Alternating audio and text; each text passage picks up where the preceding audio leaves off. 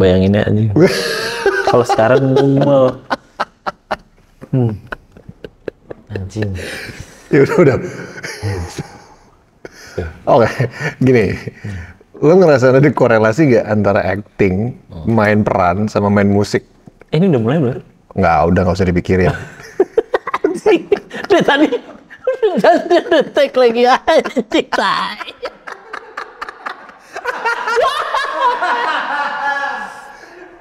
Yang muntahnya dikatain. Kasihan lah. Hot soalnya hot. Oh iya, oke. Siap. Hot. Oh jadi emang kayak gak ada actionnya gitu ya? Nggak ada. Nggak ada. Halo dong. Oke. Gimana korelasi? Kayak korelasi antara lo main musik sama antara lo main peran. Oke. Jadi gini, kan di musik itu tuh durasi lagu lo berapa paling lama? 5 5 ke menit. 6 lah. Berapa menit lo ngelit? Nggak lama lah. Second kan itu Iya, kan? seconds. Nah lo bayangin itu di acting, lo disuruh ngelit 15 menit. Oh. Kepuasannya tuh di situ. Oh. Jadi kayak, oke ini spot lo ya, ini tentang lo, peran lo, dan ini part lo. Action, das. Ngelit deh tuh 15 menit. Kalau dialog lo ternyata setengah jam, ya lo ngelit setengah jam. Momen itu lu ngerasain paling intens di film yang mana? Paling intens tuh Van der Wijk. Karena dialog jadi gua Bang Muluk. 4 lembar. Anjing. Gue benar-benar harus one take itu, maksudnya satu shot itu nggak ada kayak angle sini gitu. Angle-nya benar-benar di muka gitu, das. Yang dimana gue ngasih nasihat ke si Ungku Zainuddin itu yang kayak tentang perempuan lah gitu, kayak lo jangan mau ini sama perempuan itu, lo cinta tuh harus apa yang segitu panjangnya tuh 4 lembar. Sedangkan dalam hidup gue ngafalin parkir aja gue nggak pernah. Jadi pertama kali gue pakai otak gue buat ngafal tuh di film itu gitu. Berhasil tuh 4 lembar lo apain? Alhamdulillah. Masih kan nggak? Enggak. Gue cuma inget kayak punchline-nya yang kayak cinta itu untuk memberi kekuatan, bukan melemahkan. Jadi ternyata sampai sekarang tuh kayak si video itu masih suka dimunculin orang. Terus kayak buat orang kalau patah hati nonton video itu tuh kayak ngerasa disemangatin, padahal itu gue dari tahun 2013 gitu kan. Ini kalau kayak patah hati sama cewek masih Hayati itu orang kayak suka nge-tag, bang terima kasih habis nonton film ini, gue jadi semangat sama keren. Jadi gue patah hati tetap bisa bangkit kayak gitu-gitu. Ada nggak yang kayak gitu kejadian dari lagu yang lo tulis? Yang dari lagu gue tulis. Orang-orang bilang kayak hal yang sama gitu. Bang makasih ya gitu. Itu kejadian sebenarnya di Laskar Pelangi. Tapi itu bukan lagu gua. Oke, lagu siapa sih? Lagu itu. Jaket Merah. Oke.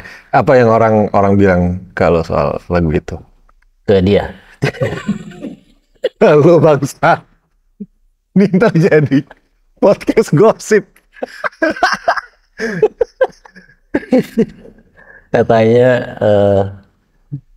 Katanya itu, jadi kayak ya ketika patah semangat, terus dia kayak bisa melanjutkan hidup lagi dengan lirik-lirik lagu tersebut gitu. Ya YBS yang bersangkutan sih ceritanya gitu. Oke. Siap. Nah, gue tuh baru tahu barusan salah satu lagu yang lo tulis adalah Kau dan Aku. Yes. Gitu. Jadi gue belum sempat riset nih. Tadi kita mau ngobrol sama Pelangi, cuman nggak jadi kan? Ya. Oh. Jadi Kau dan Aku. Tiba-tiba Kau dan Aku anjing juga sih. Itu lagu dirilis album pertama Pak. Dan emang kalau dilihat dari lagu yang lain, itu salah satu lagu yang emang dari awal itu udah kedengeran elemen elektronik musiknya. Yes. Itu awalnya itu lagu ada gimana tuh? Oke. Lo lagi ngapain lo? Awalnya lagu itu ada. Jadi itu tuh kayak gue dulu pernah punya pacar beda agama. Gitu. Jadi itu lagu tentang beda agama. Oke. Terus mungkin sekarang juga masih relate ya tentang yang perbedaan itu kita harus tetap milih gitu. Jadi Anjing, jangan ke arah situ lagi dong. Hey, sup. lagi happening. Kayak pop up terus gitu. Ibaratnya di sini tiba-tiba ada bambu. Oke, lanjut. Ya jadi waktu itu gue kebetulan punya alat cuma microcorp itu kan. Si alat itu doang. Jadi gue cuma bikin totally pakai itu alat doang gitu. Jadi dari mulai aransemen dan lain-lain sampai vocoder. Jadi awalnya lagu itu tuh isinya vocoder semua. Oke. Jadi gue tulis lirik-liriknya terus dinyanyiin pakai vocoder. Jadi gue nggak tahu sebenarnya ketika dinyanyiin sama human beneran notasi itu susah atau gampang karena kan gue mainnya pakai jari gitu kan di vocoder. Terus waktu di record ternyata buat YBS. Ya anjing. Gue takut kalau disebut namanya muncul. Push gitu, jadi diri saya. mendingan itulah dia merasa itu susah lagunya. Terus kayak sempet nggak mau nyanyiin apa segala macam, itu ada dramanya lah di lagu itu. Tapi end up-nya karena memang Bu Acin suka banget sama lagu itu juga, akhirnya memang masuk album. Jadi mau nggak mau harus dinyanyiin yang bener gitu kan. Dan ternyata pas dilempar ke pasar, alhamdulillah suka gitu orang-orang. Itu salah satu lagu yang bagus banget yang gue suka juga sih di album itu ya. Karena apa ya, effortless gitu sebenarnya, kayak lu dengerin itu tuh nggak perlu mikir banyak-banyak gitu. Kayak satu liriknya bahasa Indonesia, judulnya gampang banget tuh, Kau dan Aku. Kau dan Aku ya. Ya, jadi kayak itu sebuah apa ya, sebuah entrance lah, pintu masuk untuk orang mencerna lagu elektronik dari Nidji gitu kan. Sebelumnya kan emang ya gitar bass apa segala macam. Tiba-tiba lagu itu kan kayak lagu yang pertama kan si Child, terus ada apa lagi sih habis itu? Sama tuh kayak Heaven. Child sudah. Ya, itu kan gitar bass banget kan. Terus tiba-tiba ini kayak fresh sendiri gitu loh di album. Jadi kayak pas lo dengerin kayak ting ting weng weng. Itu lo bener-bener bikin pakai microcorp doang, dan sebenarnya cara mainnya juga gampang banget, kayak orang baru belajar piano gitu kan, cuma jung jung jung jung jung jung jung jung jung jung jung jung, kayak cuma 3 jari doang gitu. Ibaratnya ayam juga bisa kali kayak gitu. Nggak bisa dong, I'm sorry. Nah, itu reference dari mana? Maksud gue musik yang lo dengerin? Jadi waktu era itu tuh emang lagi happening banget lagu Killers, Mr. Brightside. Terus gue kan dengerin remixnya gitu kan. Jadi kayak ada beberapa notasi dan lain-lain tuh inspired by Mr. Brightside yang remixnya Thin White Dog. Kau pernah denger dulu tuh gitu? Dari sound design-nya tuh sebenarnya album Make It A Radiohead gitu, kayak jadi kayak gue emang yang lagi gue dengerin seliweran saat itu tuh itu gitu. Jadi pas ngulik sound sebenarnya kayak sound-soundnya tuh agak mirip yang Radiohead ya. Oh iya. Atau enggak satu lagi yang tau kan lo Radiohead yang gitu tuh. Nah terus gitu kan. Ya ada yang itu juga. Terus pokoknya album Kid A deh. Kid A, itu gila sih.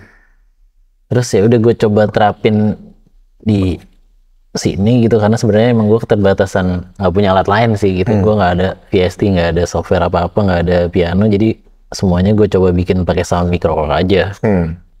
Ya ternyata saat itu jadi hal baru aja gitu. Setelah sekarang lo punya alat banyak, lo bisa bikin lagu sebagus itu lagi gak? Lebih kompleks ya lain. Tapi gue setuju sih, kayak justru dengan keterbatasan satu alat itu, akhirnya lu fokus di situ doang, nggak kebanyakan nyoba yang lain-lain gak sih? Bener, nggak ada tambahin ini kali ya. Nggak jadi anjing. Kayak yang di balik kamera itu. Iya. Ya kadang kan kayak misalnya kayak lu ketemu satu alat terus habis itu lu kayak belajar mengoperasikannya, akhirnya pakai lihat YouTube dulu. Oh gitu, untuk dapetin satu sound. Cuman maksud gue kayak poinnya adalah cuma dengan satu microcorp itu lo berhasil membuat si Kau dan Aku. Yes. Itu waktu awal lagunya jadi, di label kan pasti ada produsernya kan ya? Itu produsernya siapa? Noi sama Capung, Kang Noi sama Capung. Oke. Lo ngasih ke mereka berdua itu bentuknya gimana? Bentuknya kalau nggak salah waktu itu persegi 6. Karena kita berenam. Masih berenam. Pasti berenang. Sekarang juga sih. Sekarang berenang. Berenang berusaha napas ke daratan. Oke. Tapi kan zaman dulu belum ada handphone. Maksud gua apa yang lo lakuin untuk merekam semua itu? Itu tuh waktu itu pakai apa ya? Tape. Sonar tuh. Software yang komputer yang katro itu zaman dulu. Udah pakai DAW. Oh, oke. Tapi dulu Gue inget ya sonar tuh anjing. sonar. Lu cakewalk. Anjing cakewalk. Cakewalk. Oke, terus. Gue nggak. Zaman itu sih masih nge-remix pakai Fruity Loops, bikin Heaven Remix tuh pakai Fruity. Jadi lo rekam itu semua di si sonar, and then lo bound, kirim. Kirimnya tuh ya kayaknya di burn CD deh. CD. Oke. Didengerin di sana. Ada yang berubah nggak sih ketika lo nyampein ke Kang Capung dan Kang Noi? Lebih ke intronya gitu, kayak intronya tambahin yang tung jeng dulu gitu. Kalau awalnya kan intronya cuma jeng jeng, terus ini dibalik kayak part refnya tuh diputer ke depan dulu, gitu-gitu sih.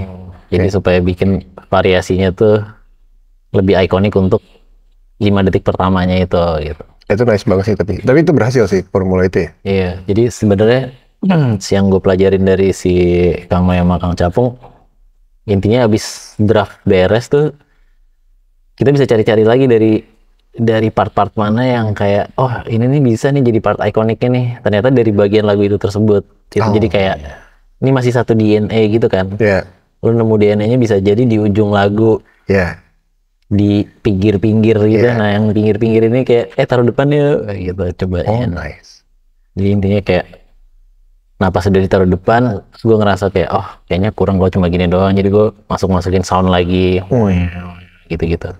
Itu yang kontribusi dari yang lain di lagu itu sejauh apa tuh? Maksud gue ada nggak sih anak-anak yang ngasih input yang emang signifikan terhadap lagunya, akhirnya lagu jadi kayak sekarang gitu? Iya bareng-bareng sih semuanya. Jadi kayak misalnya dari gitar beat gitu kayak Ariel tuh ngasih ide beatnya tuh supaya nggak stagnan, masuknya kayak detak apa gitu-gitu tuh biasanya dari Adri sama Ariel itu. Jadi kayak enaknya tuh di Niji tuh sebenarnya ada beberapa pop meter, anak-anak yang punya kuping pop meter. Oke. Jadi kayak Rama tuh menurut gue layer terakhir buat pop meter. Karena dia tuh kan kerja di radio lama. Jadi kita sempat bikin konten tuh kayak nge-play lagu hits apa aja ini, lo cuma dengerin intro kayak nyet. Si Rama tuh ini cool desak under gitu. Terus kayak lagu Naif tuh baru cuma kayak jreng, baru gitar jrengnya doang tuh dia udah tahu ini posesif Naif. Oke. Jadi kayak ada DNA yang kita nggak tahu itu belajar dari mana. Nah dia tuh punya sense itu. Jadi kadang-kadang kita kalau bikin lagu pas demonya dilempar tuh, kuping layer pertama tuh kayak kalau gue tuh di level kuping layer pertama yang kayak ini beda dari yang lain dulu nih gitu. Jadi gue kayak, ini kalau bikin kayak gini, ini diferensiasinya tinggi nih. Karena kan gue selalu dengerin yang aneh-aneh terus nih. Iya. Kayak layer pertama, mungkin sisi apa ya, indie meter atau Indie meter, terus atau apalah itu. Pokoknya sayap kiri meter gitu kan. Iya. Itu dulu gitu kan. Terus naik lagi ke level berikutnya, kena kuping Ariel Adri yang Ariel kan sangat perhatiin lirik sama dia gitu ya? Ya Ariel tuh kan kayak ini liriknya bisa ini nggak ya, relate ke semua orang. Jadi kita kayak mesin pabrik yang layer by layer gitu lah. Sampai ujungnya kayak kupingnya Rama nih misalnya. Wah ini sih, ini pecah nih kalau dikeluarin nih gini. Nah itu tuh dia jadi layer terakhir itu. Nah abis itu baru masuk ke layer label dan lain-lain. Nah itu lebih berat lagi sebenarnya kayak. End up-nya ke kuping Bu Acin gitu kan. Bu Acin harus suka banget juga semuanya kayak gitu. Ada nggak lagu yang lo suka banget tapi Bu Acin nggak suka? Banyak. Yang akhirnya nggak rilis kayak gitu. Ada juga. Banyak ya? Ada. Lo kalau dalam satu album itu misalkan lagu isi berapa? 10? Bisa 10. Yang lokasi tuh nggak 10 dong? Bisa 15? 11. Anjing satu doang. Satu doang. Anjing. Gak ada effortnya. Kayak Kayak siapa nih yang kurang beruntung? Cuma satu lagu yang kurang beruntung. anjing. Enggak sih, sedapatnya aja sih waktu itu. Oh, iya. Ada berapa gitu. Nah ini kalau lo ngerasain nggak kan sekarang waktu itu nyanyi kan masih Giring, terus habis itu sekarang dibawain sama Ubay gitu. Ya, Adjustment itu sejauh apa ya untuk lo bawain lagu ini secara live? dalam live ya. Jadi kalau gue ngeliatnya gini, dulu itu kan ada stigma yang benar-benar solid di mana kalau vokalisnya diganti tuh bubar berat banget gitu kan. Tapi menurut gue dengan adanya tren karaoke, menurut gue tuh kayaknya feeling gue momen ganti vokalis gue tuh didukung juga sama momen dimana orang tuh nggak peduli siapa yang nyanyi asal ada karaoke-nya. Kayak misalnya Om Leo berkaraoke, terus atau nggak ada DJ yang tiap malam mainin lagu itu. Jadi akhirnya orang tuh udah mikir gue hafal lagunya, gue nyanyi siapapun yang ngelit gitu kan. Kan banyak banget kan misalnya acara karaoke yang lead by siapa gitu ya. Padahal dia bukan penyanyi aslinya gitu. Tapi orang singlong aja. Karena emang lagu udah terlalu familiar juga sih. Nah, ini kan kalau kita fast forward ke era sekarang nih gitu. Tadi kan lo bikin si Kau dan Aku lewat Microcorp doang satu. Ya sekarang lo udah punya studio gitu dan lain-lain.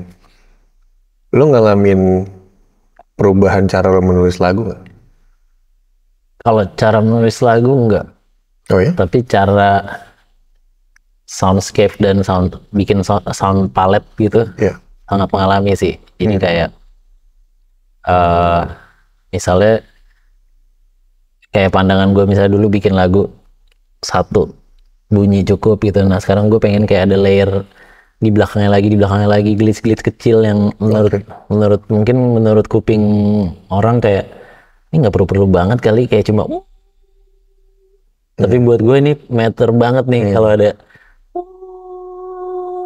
terus kayak FM synth-nya dikit di geraung-geraungin gitu. Jadi kayak beberapa lagu yang baru-baru kayak misalnya Abu-Abu gitu, itu di belakang-belakangnya tuh ada noise, emang dipakein aja gitu. Jadi buat emang lagu ini tuh nggak cuma synth pad doang, tapi di belakangnya ada noise lagi, ada ini lagi gitu. Kayak lagi suka gitu aja sih, eksperimen sama tekstur sound. Itu Abu-Abu lagu yang terakhir lo bikin sekarang atau masih ada lagi sih? Yang terakhir tuh Wadaw sama Abu-Abu. Itu Wadaw lo yang bikin? Wadaw gue bikin semua. Dari awal sampai habis? Iya. Keren. Itu berarti lirik lo yang tulis juga? Iya, buat tes. Itu kenapa lo tulis lirik Wadaw? Jadi Wadaw itu sebenarnya memang inspired by kejadian ini gitu kan. Ketika lo pergantian vokalis terus lo kayak mau marah, nggak bisa mau apa. Yang keluar tuh cuma kayak wadaw, gimana nih ya, wadaw gitu. Ya lu nggak bisa ngungkapin hal ini menjadi kalimat yang terstruktur, akhirnya lu cuma bisa bilang, wadaw lah udah gitu. Nah tapi makanya lirik-lirik di situ kayak bercerita tentang kalau udah waktu yang jemput buat pisah gini-gini kayak, tapi kita udah berjalan sejauh ini segala macam kayak gitu-gitu. Terus di lagu itu juga gue inspired by film Fast and Furious pas dari ke atas itu yang enggak yang si meninggal. Coba. Kalau Tokyo Drift gue beatnya jadi ting teng. Si ini siapa? Yang mana nih? Si yang aktor utamanya meninggal itu. Paul. Iya si Paul itu kan. Paul siapa sih? Dad. Blok lagi. Paul Abdul. Paul Walker. Paul Banks. Paul Walker aja. Paul Walker ya? Iya. Iya terus kayak ya gue kebayangin lagu ini tuh moodnya harus segitu tuh, kayak di shot dari atas jalan gini, jadi megah-megahnya tuh harus segitu kayak berarti lu punya ini ya, punya imaji sinematik ketika bikin lagu. Betul. Itu atau lagu yang lain juga? Sebenarnya ada yang menurut gue cukup spiritual buat gue. Salah satunya itu adalah Liberty Victory. Jadi ini percaya nggak percaya, tapi maksudnya waktu gua ngisi Liberty Victory, pas gua bikin padnya gitu, zeng gitu tiba-tiba keluar lapangan bola visual gitu. Jadi gue kadang-kadang kalau lagi ngisi itu gue sambil memasuki pemahaman visualisasi gitu, karena gue diajarin almarhum bokap gue juga gitu kan, kayak ya lo kayak menjalani apapun sebenarnya kan ya lo harus punya mimpi, visualisasi segala macam, dan itu ada teorinya juga gitu. Ketika lo kayak mau ya lo pasti lead gitar dan lain-lain, secara nggak sadar lo punya tujuan, ini lagu akan membawa lo kemana gitu kan. Dan itu mau nggak mau harus divisualisasiin. Nah itu kejadian yang cukup ajaib itu adalah waktu gue mainin part megahnya gitu, itu keluar tuh lapangan bola. Terus nggak tahu kenapa, gue nggak tahu kenapa itu harus keluar. Apa bolanya yang bagus apa yang tarkam gitu? Kayaknya sih tarkam ya. Udah gitu-gitu tapi tarkam aja. Nah itu kita nggak tahu kan jadinya apa, bisa jadi kayak coba seret, oh ternyata ke lapangan bola kandang kuda, itu bisa aja kan. Tapi nggak lama kemudian ternyata Liberty Victory dipakai Manchester United itu kan, yang bikin kita berangkat ke sana, dan lagu itu diputerin di lapangan bola sebelum Stone Roses. Jadi okay, we have a special guest from Indonesia, blah, blah, blah, and this is their song. Jadi sebelum pertandingan lagi pemanasan diputerin tuh Liberty Victory. Itu kayak apa kan? Wah gila sih. Habis lagu itu habis, kita semua nangis udah auto nangis itu semuanya. Terus yang deng nah habis itu Stone Roses. Jadi kita kayak gitu. Itu lu umur berapa? Liberty Victory itu album ke 2012 deh kalau nggak salah. Gue masih berapa ya? 25 kali ya? 25? 26. Gokil. Berarti album pertama tuh lu berapa? 19? 22. 22. Itu cepat juga ya, Ran? Makanya kuliah gak kelar. Gue juga drop out malah. Iya kan? Gue ditulisnya sih mengundurkan diri. Iya kali. Terima kasih Binus. Baik banget nulisnya mengundurkan diri. Nah terus kayak gue ngerasa ketika lu membuat sebuah lagu terus lo punya bayangan sinematik, itu kan apa ya, momen yang kadang lu nggak pernah bisa rencanain juga gitu. Lu tahu-tahu muncul aja gitu. Dan itu maksud gue kayak bagaimana lo membuka apa istilahnya, membuka itu ke anak-anak yang lain gitu, kayak sejauh apa mereka nangkap visi lo ketika lo membuat sesuatu gitu. Nah itu tuh kadang-kadang kan hal-hal yang ada di kepala kita tuh nggak semua orang bisa paham gitu kan. Pas lo jelasin itu, cogil. Cogil. Sekarang lo cerita kayak gue tuh punya visi gini, cogil. Visi. Gue tuh ngeliat dengan ini, cogil.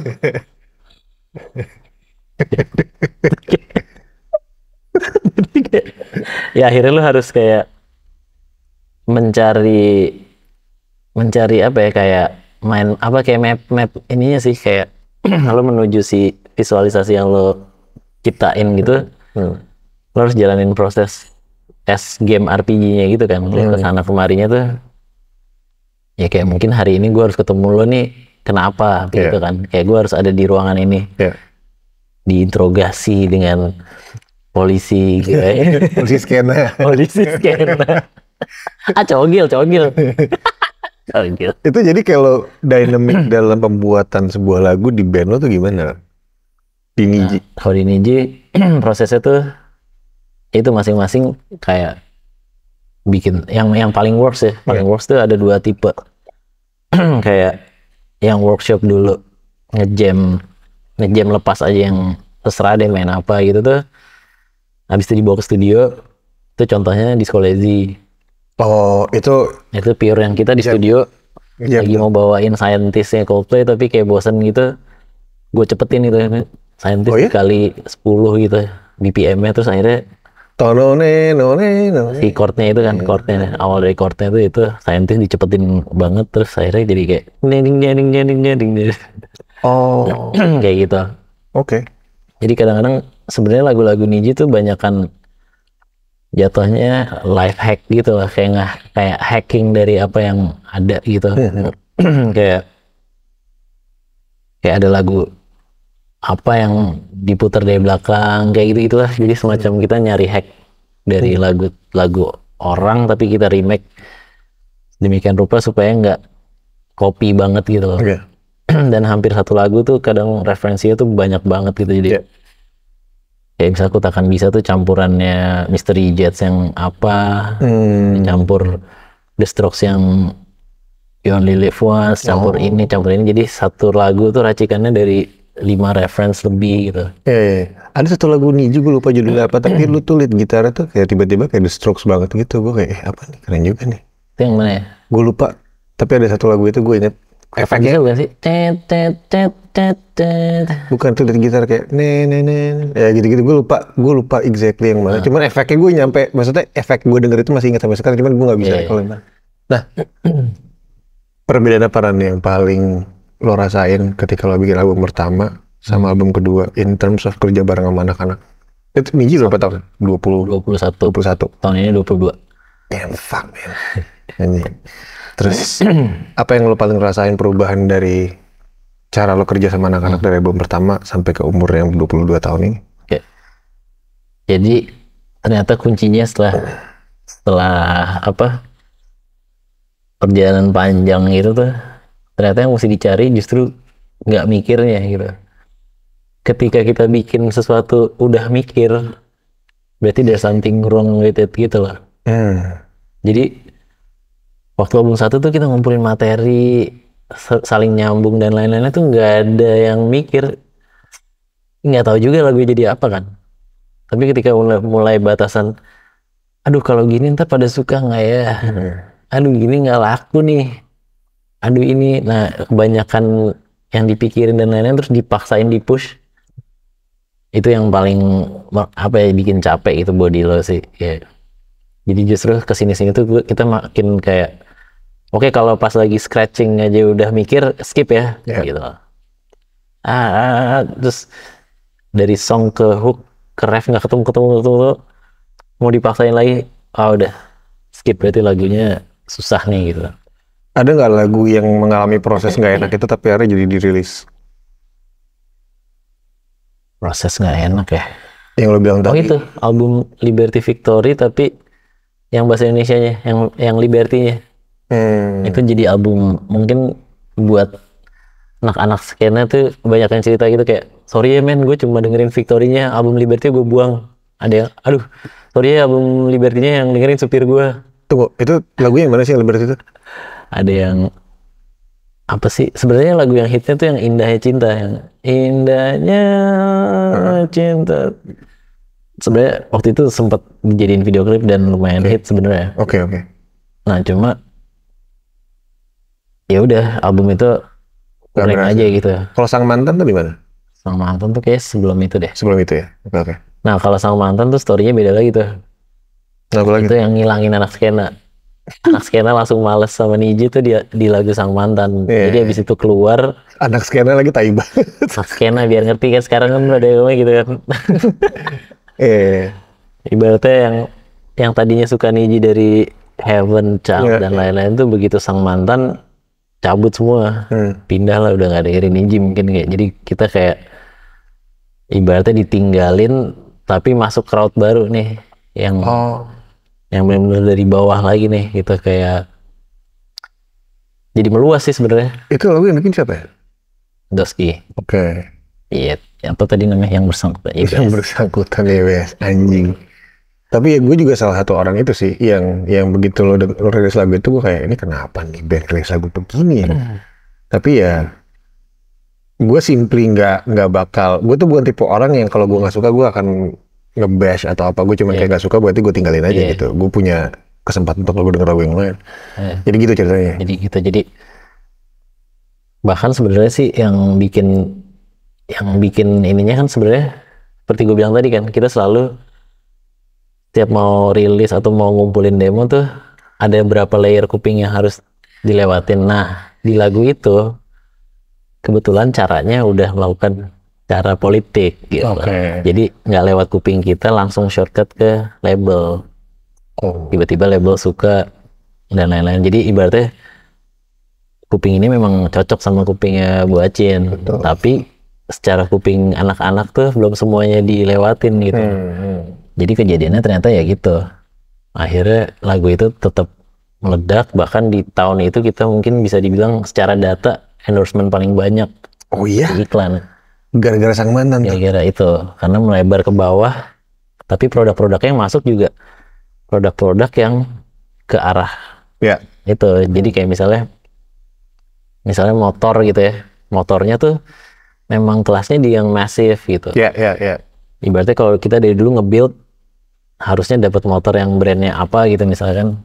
Cuma Ya. karena lagu itu akhirnya merambah ke bawah,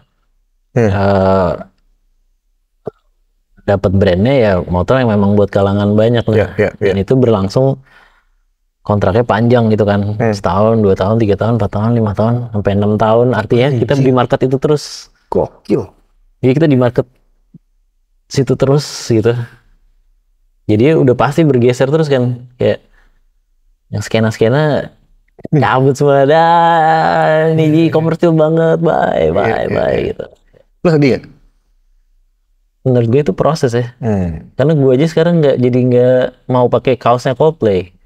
Karena kan dia masif banget ya, udah masif banget, maksudnya Rian. kalau iya itu juga masif banget ya.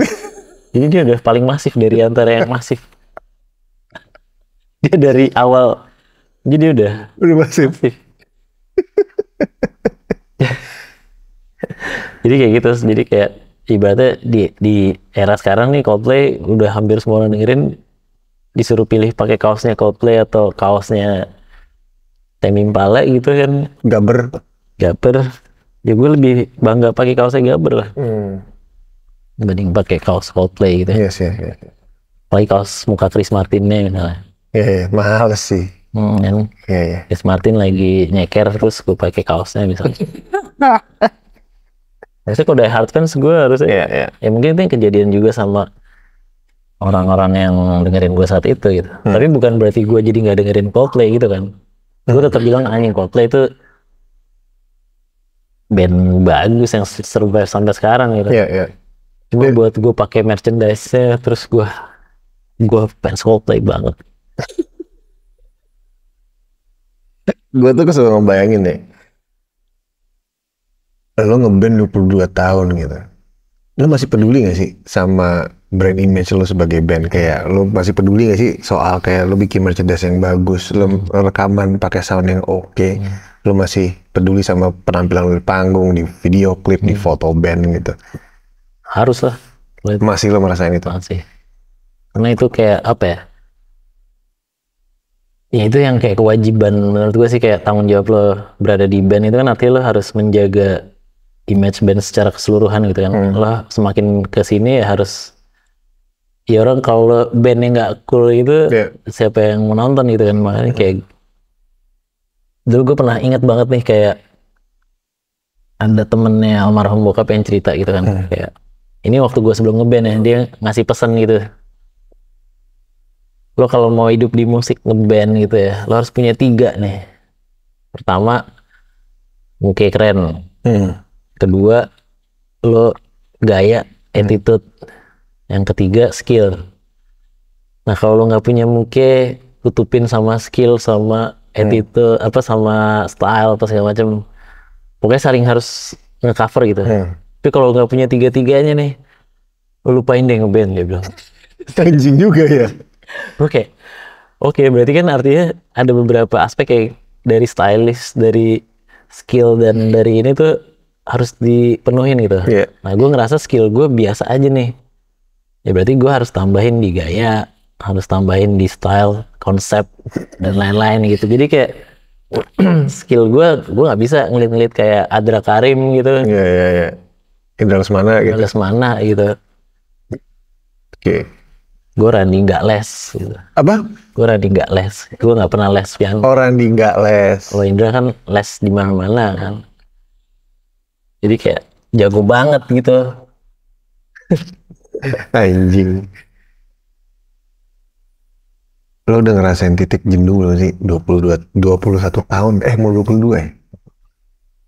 Lo oke lah, maksud gue lo kan kemarin ribut-ribut gede-gedean orang semua tahu gitu. Ada nggak sih, ya terlepas dari agenda yang, Yang agenda ribut-ributnya nggak diceritain ya? jangan dong. Nah, tapi lo challenge paling gede tuh apa sih untuk bikin band lo bertahan 22 tahun? Karena lo kemarin habis ngelewatin kayak badai gede banget gitu, lo pergantian vokalis tuh sinting sih. Tapi lo memutuskan untuk tetap ya udah lanjut. Terus itu apa yang terjadi sih di tengah-tengah itu gitu? Maksudnya apa yang bikin lo masih pengen ngelakuin ini gitu? Yang pertama menurut gue ngeband tuh kayak rumah tangga gitu loh. Lo nggak bisa sembarangan pisah gitu aja. Jadi lo kayak udah komit ngeband tuh artinya lo komit membangun rumah tangga nih gitu. Jadi segede masalah apapun tuh kayak benang-benang yang kusut tuh sebenarnya bisa di routing gitu. Nah cuma kayak kan kadang-kadang ada benang yang gumpal banget tuh. Harus digunting. Nah kemarin kita udah gunting tuh. Udah gunting udah enak kan. Tarik lagi terus ada benang baru yang kira-kira bisa ditarik buat ngebenerin ini semua. Dan gue rasa ya itu part of perjalanannya, dan ketika kita bisa sama-sama nyiptain playgroundnya ini asik lagi, ya akhirnya lo dengan otomatis lo akan bermain-main lagi di situ gitu. Kayak kalau perosotan lo rusak ya lo nggak usah jadi ngebuang perosotannya kan, tapi kan perosotannya diganti. Ini anggap kita playground anak-anak gitu ya. Kayak ada yang ayunannya rusak apa segala macam, nah kita sama-sama perbaikin supaya kita emang ya udah kita di playground itu nyaman lagi gitu. Karena menurut gue biarpun kita misalnya penghasilan pas-pasan atau gimana, tapi playground lo enak, menurut gue tuh gue bisa nyaman banget ada di sini gitu loh. Tapi kalau udah tiap hari anjing buat main perosotan aja kok di depan selalu ada yang ngalangin, terus ayunan selalu rebutan, terus-terusan kayak gitu tuh lo akan capek gitu. Jadi ya udah paling bener tuh benerin playgroundnya dulu gitu.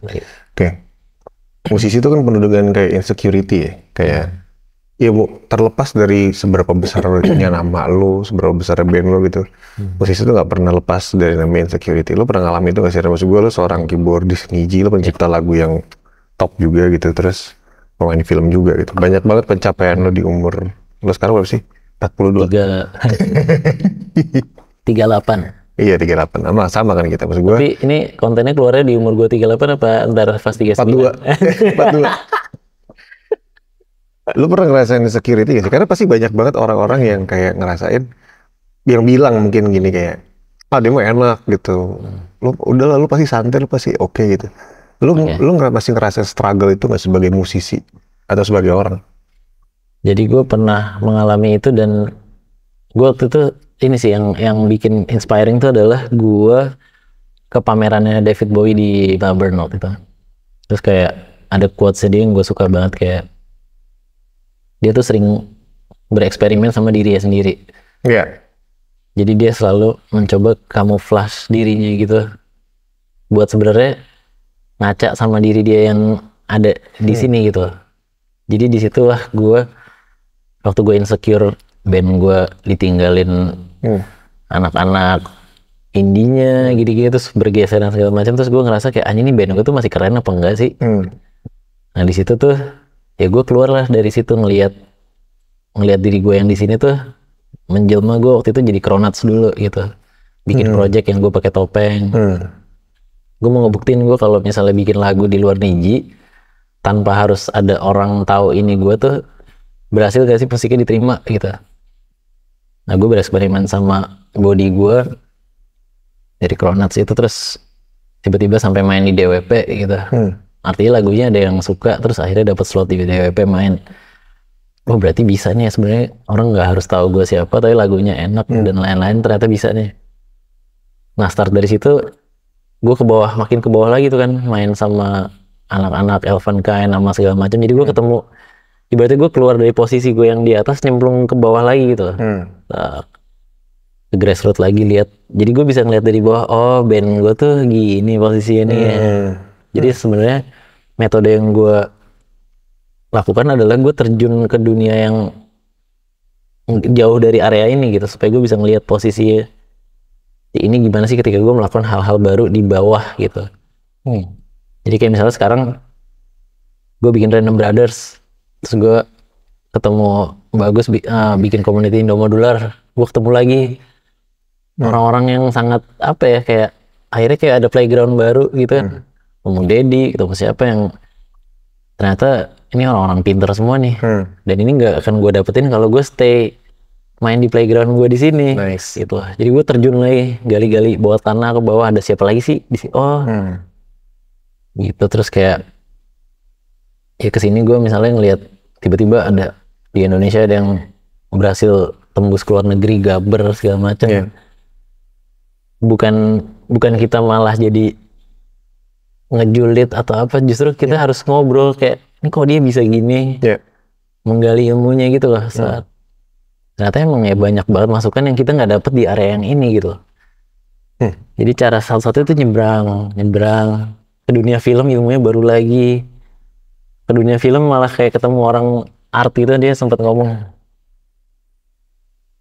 ini kayak misalnya ngebahas masalah musik underground atau segala macam, tiba-tiba dia ngomong udah ngejalanin underground itu tuh pelan-pelan aja, tuh nanti kita semua juga underground. Iya juga ya. Mari kita semua underground. Gitu. Di situ gue kayak makin pede kalau ngejalanin apa-apa yang di luar.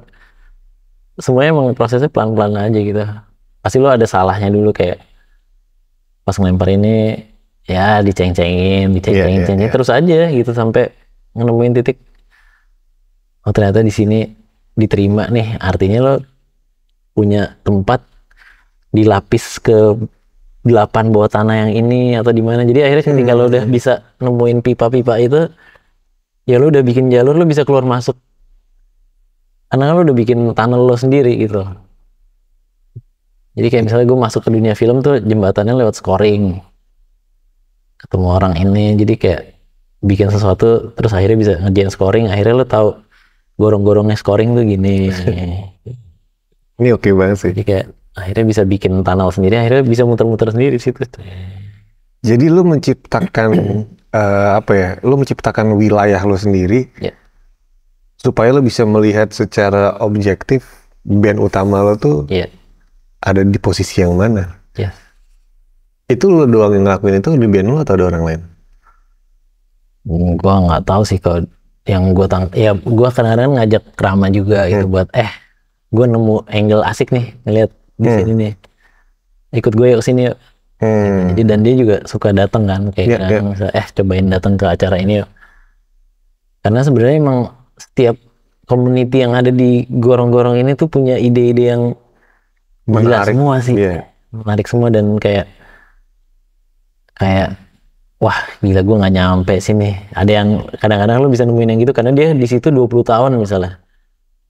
Dia udah 20 tahun di gorong-gorong ini nyiptain ekosistem, terus lo tiba-tiba datang berusaha ngerti dalam 1 hari. Nggak mungkin kan? Tapi at least lo bisa bertanya gitu kan, kayak apalagi kayak misalnya dunia art gitu ya, seni, instalasi, lukis dan lain-lain yang wah itu nyebrang lagi kan, kayak kalau lo baca tulisan-tulisannya kenapa lukisan ini cuma titik thread gitu kan. Jadi gue sering juga datang ke pameran yang menurut gue menarik, jadi gue baca-bacain kenapanya gitu aja sih kayak. Jadi mungkin setelah lo berpikir bahwa lo sedang turun ke gorong-gorong, begitu sampai di sana sebenarnya lo suka bertanya nggak sih, ini sebenarnya ada di gorong-gorong gue apa mereka? Kan itu kan kayak dunia lain yang bukan tentang atas dan bawah gitu. Itu simply dunia yang berbeda aja gitu. Karena gue suka gitu, soalnya kayak misalnya kayak gue ngeliat kayak sesuatu kayak ini segmented banget ya, tapi begitu gue lihat kayak anjing, sebenarnya di dunia ini segmented gue apa dia? Karena sebenarnya dunia yang dia punya ini Kuntari gitu kan. Apa? Kayak Kuntari gitu kan. Iya, misalnya contohnya itu deh. Slot mainnya banyak banget gitu di luar senyawa gitu kan. Kita kira itu kan kecil, tapi begitu kita nyemplung ke sana, anjing, mereka lebih tahu ini daripada lebih tahu gue misalkan gitu. Dan kadang-kadang kita jadi ngeliat dengan misalnya kita ngeliat dengan award yang udah ada di Indonesia gitu ya. Kadang-kadang lo pas abis dari gorong-gorong lo ngeliat nominasi awardnya, anjing nih harusnya yang ini nih harusnya ada banget di sini nih, tapi mungkin nggak kejangkau radar community yang ini kayak gitu-gitu kan. Jadi kadang-kadang kayak emang ya itulah, ya mungkin di beberapa momen lo kayak pengen ngerasa anjing nih, andai gue bisa bikinin tunnelnya supaya ini bersambung gitu kan, kayak bisa jadi kayak gitu juga gitu. Ngerti gue. Menarik, ini menarik. Gue suka sama pola pikir lo untuk mencari jalur alternatif itu sih, karena itu sebuah kesadaran yang nggak semua orang punya gitu, untuk tiba-tiba lo menuju ke dimensi yang berbeda gitu. Maksudnya kayak untuk bisa melakukan sesuatu di luar kebiasaan setelah lo hampir 20 tahun tuh gila juga sih. Ya salah satu jembatannya lagi ya bermain modular synth itu, karena kan belanja si modular synth itu kan sebenarnya bermain frekuensi, bermain frekuensi sama listrik. Jadi secara nggak langsung sebenarnya waktu lo membuat satu komposisi dengan instrumen listrik dan frekuensi-frekuensi itu, ya di bayangan lo akan menarik orang-orang yang frekuensinya sama. Jadi teori-teori itu ternyata kejadian beneran. Bisa ketemu Dedi, bisa ketemu di community ini isinya ada dosen-dosen 4 biji, ada orang-orang yang kayak di dunia biokimia, ada yang di art ini, jadi kayak sih ini orang planet semua nih. Ada yang gue jadi knowledge-nya jadi banyak banget hal baru dari orang-orang ini gitu, sampai ketemu kayak orang-orang coding, live coding segala macam. Jadi akhirnya kayak dunia ini luas banget ya. Semakin lo tahu semakin lo ngerasa bodoh kan. Iya kayak gitu sih. Semakin lo tahu semakin lo nggak tahu. Jadi yang gamesnya. Lihat gue boleh nambahin dulu nggak, Dit? Nikah. Tapi gue harus minum air putih. Nggak ada. Ntar aja. Nah, Oke. Jadi di setiap akhir episode lo harus membacakan sebuah pertanyaan dari tamu gue yang sebelumnya. Tamu gue sebelumnya ini nggak tahu siapa. Kalau banyak wait. Nanti lo nggak satu. Nanti lo baca pertanyaan. Gue juga nggak tahu pertanyaan apa. Silakan dibacakan dan silakan dibacakan dari siapa.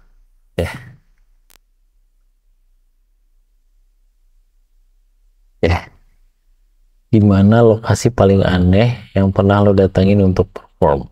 Dari Kikan. Kurang keras nggak? Kurang.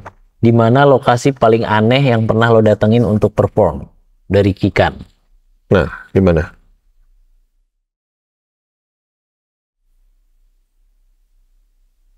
Paling aneh tuh menurut gue Random Brothers di Vietnam.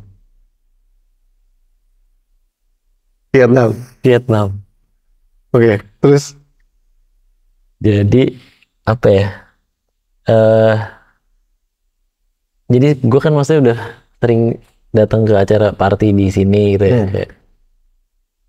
Gue belum pernah ngeliat penonton sesiap itu dari jam 10 malam. Jadi jam 10 malam tuh mereka udah ready, party hard gitu. Kayak dengan dress up yang semuanya dress up. Semuanya tuh stylenya benar-benar kayak mau ke Happy New Year gitu ya, kayak tahun spesial, padahal ini cuma hari Jumat biasa aja. Bahkan Rabu kayaknya, bukan Jumat juga gitu, kayak tapi orang-orangnya tuh yang dandan full segala macam. Terus lo ketemu orang-orang yang bentukannya kayak anime, kayak apa, cosplay juga. Iya, campur semuanya. Terus mereka udah ready, benar-benar udah ready dari jam 10 tuh udah. Terus BPM semua udah 150 ke atas. Jadi kayak wah ini gokil sih. Dan itu gue belum temuin di Jakarta, di Indo gitu loh.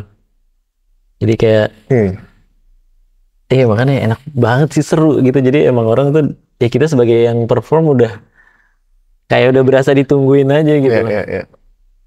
Di sini kan kalau kita main tuh penonton masih ada Jarak level dulu ya. jaimnya Ya, dulu sampai akhirnya mereka panas. Baru Iya kayak gitu. Di sana tuh dari awal lagu 1 udah gila. udah 2 gitu. Jadi kayak gokil nih kalau bisa kayak gini terus sih. Iya. Oke, di Vietnam berarti ya. Vietnam. Nah, ini lo silakan tulis pertanyaan buat tamu gue selanjutnya.